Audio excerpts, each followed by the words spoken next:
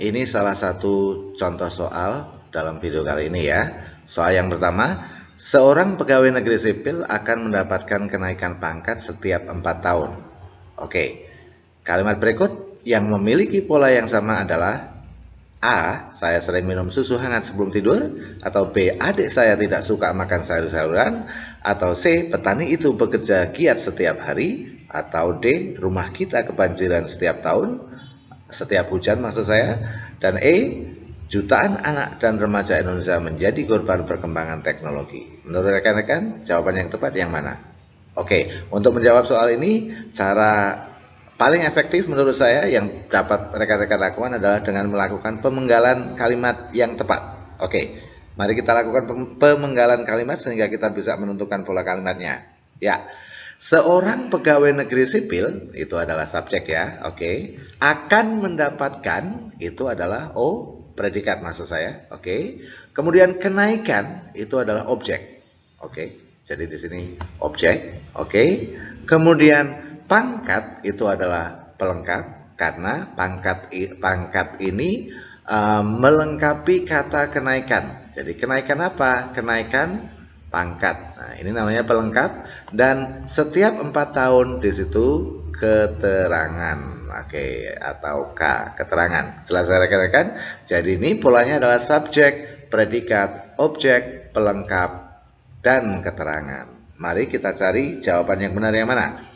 Saya adalah subjek. Oke. Ya, jadi ini sama ya tadi ya. Oke. Sering minum itu adalah predikat. Susu itu adalah objek. Oke, ini susunya objek. Oke. Kemudian hangat itu adalah pelengkap. Oke. Dan sebelum tidur itu adalah ini pelengkap tadi ya. Dan sebelum tidur itu adalah keterangan. Oke. Jadi dari jawaban ini atau dari analisa kalimat yang pertama ini, pilihan jawaban A ini ternyata jawabannya benar ya. Jadi jawabannya adalah alfa. Begitu rekan-rekan ya. Jadi ketika mendapatkan soal seperti ini jangan terlalu lama dipandang. Tulis kembali di kertas yang ada di depan Anda. Kemudian Anda analisa ya dengan pemenggalan kalimat yang benar. Oke. Kalau sudah, mari kita lanjutkan ke latihan soal berikutnya. Menurut saya latihan soal ini bisa membantu Anda memahami tentang pola kalimat ya. Oke, kita lihat soal berikutnya. Oke rekan-rekan semuanya, pada latihan pola kalimat sekarang ini saya akan mengajak rekan-rekan untuk mengidentifikasi ya pola dari kalimat yang ada di sebelah kanan ini ya. Oke.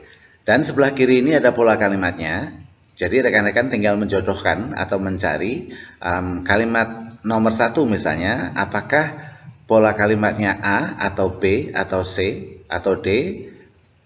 Kalimat nomor 2 apakah pola kalimatnya E atau F dan seterusnya dan seterusnya. Dan saya akan mengasih rekan-rekan waktu 2 menit mulai dari sekarang untuk menentukan pola kalimat dari masing-masing kalimat yang ada di sebelah kiri ya. Mari kita mulai.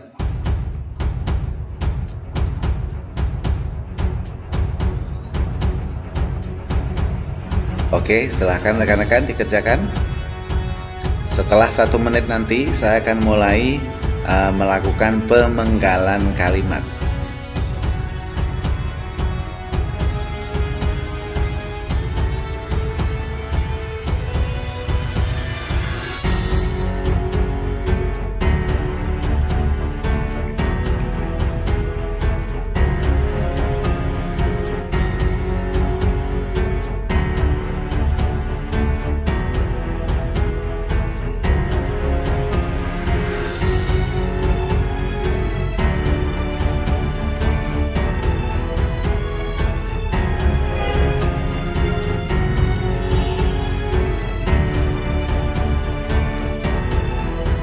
Tiga, dua, satu. Sekarang saya akan memulai melakukan pemenggalan kalimat ya. Tolong sambil disimak. Oke. Kalimat nomor 1, pelaksanaan tes CPNS itu adalah subjek. Akan dimulai itu adalah predikat. Ya. Pada akhir bulan Oktober itu adalah keterangan waktu. Oke. Kemudian kalimat nomor 2, kepompong itu adalah subjek, berubah itu adalah predikat, menjadi kupu-kupu itu adalah pelengkap. Oke.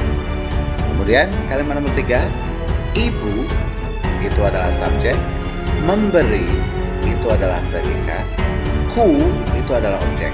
Ya, ini objeknya agak sedikit berbeda ya, karena dia disingkat dari aku menjadi ku, memberi aku menjadi memberiku. Hadiah itu adalah objek, pelengkap maksud saya. Ya, ini tadi objeknya itu ku ya, oke. Kemudian ini pelengkap, dan pelengkapnya adalah jadi satu ya, hadiah ulang tahun pelengkap maksud saya, oke ya. Kemudian berikutnya, setiap warga negara yang berusia 17 tahun itu adalah subjek. Memiliki itu adalah predikat, hak itu adalah objek, untuk memilih itu adalah pelengkap, dan pada pemilu itu adalah keterangan. Oke, berikutnya kalimat nomor 5. Anak kecil yang suka membaca buku sejarah itu subjek, akan menjadi predikat, pemimpin besar, pelengkap, di masa yang akan datang itu adalah keterangan waktu. Oke. Kemudian nomor 6, politik adu domba itu adalah subjek, telah mengakibatkan itu adalah predikat, polarisasi itu adalah objek, dan di lingkungan masyarakat adalah keterangan. Kemudian berikutnya, anak-anak itu adalah subjek, suka itu adalah predikat, makan coklat itu adalah objek. Jadi objek di sini bukan coklat ya, tapi makan coklat. Karena kalau diubah menjadi kalimat pasif, itu menjadi makan coklat disukai oleh anak-anak. Nah, seperti pernah saya sampaikan di video sebelumnya, salah satu ciri objek itu adalah bisa menjadi subjek di dalam kalimat pasif, dan nanti akan saya jelaskan di bagian berikutnya ini ya, setelah ini ya. Oke, mari kita cek pemenggalan ini, atau kita jodohkan pemenggalan ini dengan pola kalimat yang ada di sebelah kiri. Jadi pelaksanaan tes CPNS itu subjek, akan mulai predikat, pada akhir bulan Oktober itu keterangan. Berarti jawabannya adalah delta. Oke, kepompong subjek, kemudian berubah itu predikat, menjadi kupu-kupu pelengkap, berarti jawabannya adalah Charlie. Kemudian ibu subjek, memberi itu predikat, ku itu objek, hadiah ulang tahun itu adalah pelengkap. Jadi ini adalah bravo. Kemudian nomor 4-nya itu adalah subjek, predikat, objek, pelengkap, dan keterangan. Nah, hak itu objek, untuk memilih itu pelengkap, dan keterangannya pada pemilu. Kemudian kalimat nomor 5 itu pola kalimatnya adalah subjek, predikat, pelengkap, dan keterangan. Kemudian nomor 6 adalah subjek, predikat, objek, dan keterangan. Kemudian nomor 7 adalah subjek, predikat, dan objek. Oke. Ya, bagi rekan-rekan yang belum tahu tentang objek ya, atau mau lebih jelas tentang objek, ini saya jelaskan di bagian berikutnya. Oke. Objek itu apa? Objek itu adalah kata atau frase ya, atau klausa yang terletak setelah predikat yang berkata kerja transitif. Kata kerja transitif itu adalah kata kerja yang membutuhkan objek ya. Oke. Jadi objek itu adalah kata atau kelompok kata ya yang terletak di belakang predikat. Khususnya predikat yang berkata kerja transitif. Ini contohnya seperti ini ya. Misalnya ada adik saya suka buah. Itu objeknya adalah buah ya. Subjeknya adik saya, suka itu predikat, buah itu objek. Jadi objeknya di sini terbentuk dari kata benda. Buah itu kata benda. Oke. Nah, untuk membuktikan apakah benar buah itu objek, kita taruh buah itu menjadi subjek di dalam kalimat pasif. Menjadi buah disukai oleh adik saya. Berarti benar ya, karena dia bisa menjadi subjek di kalimat pasif. Oke, contoh kedua, adik saya suka makan buah.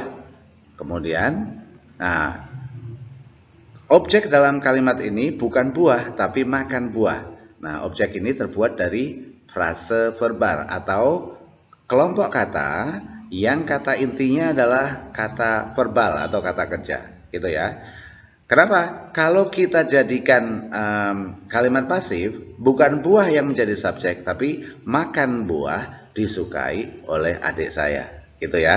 Oke. Kemudian contoh objek yang ketiga itu dibuat dari klausa nomina atau anak kalimat. Kenapa dia disebut anak kalimat? Karena dia memiliki subjek dan predikat. Subjeknya kamu dan predikatnya makan, ya. Oke.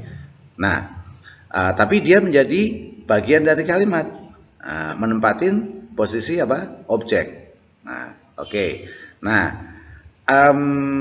kalau dibuat kalimat pasif, maka buah yang kamu makan, disukai oleh adik saya. Nah, begitu rekan-rekan ya. Ya, semoga membantu rekan-rekan semuanya.